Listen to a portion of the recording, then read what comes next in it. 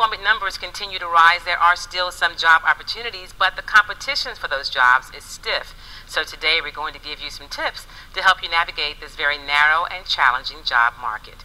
Crystal Washington is a marketing consultant who specializes in using social media as a marketing tool. She says this is a great way to make an impression on potential employers. Sue Kruver is with Workforce Solutions. She says it's really important to rebrand yourself so you stand out during your current job search. Good morning, and thank you both for being here today. So, people are having a tough time finding jobs. There are some jobs, but one of the things you say, Sue, is that you've got to go about it differently now. You definitely do. It's highly competitive. We have found that, sometimes you have up to 20, 30, 40, 50 people that are qualified for the same position. So you really have to find a way to make yourself stand out. Part of that is to rebrand yourself. And by rebranding, basically that means use your sales techniques, your marketing techniques, find out what your skills are, and find a new way to use them. And that's a very interesting way to do it. And you have to think outside the box, get out of your comfort zone, and approach it that way. Now, Crystal, you say that once you rebrand yourself, you also need to be able to share that brand with people, and social networking is a great way to do that, a low-cost way or no-cost way to do that. Actually, it is.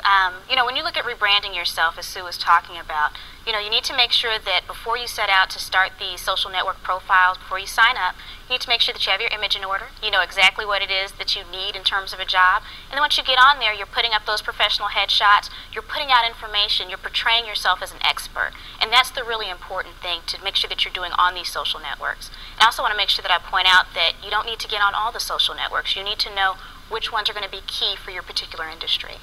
So the other thing we talked about before we started was that gone are the days of sitting in front of the computer all day and looking for a job. That's not really the best way to make headway. And for some people who haven't been in the job market in a while, that's all they know. What would you say to them? Well, first of all, let me just say that most jobs, almost 80% or more jobs, are found by networking, which means sitting behind a computer, isn't really not the way to go.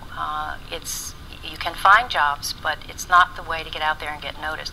When you network, what you're really doing is you're telling everybody you know what it is you're looking for, the fact that you are looking, and not only what you're looking for, but what your skills are and what you're willing to do. Because a lot of this rebranding means either temporarily or permanently, you may shift totally in what you're doing just to go ahead and get a job. And so that's where the social media also comes in, because that's a great way to network without having to spend a lot of money and going to a lot of events. Right, and you'd probably actually want to couple those up. If you're going out to actual events, you're meeting up with people, make sure that you see if they have these social networking profiles and get on there. For instance, one social network that everybody should be on, any professional, is LinkedIn.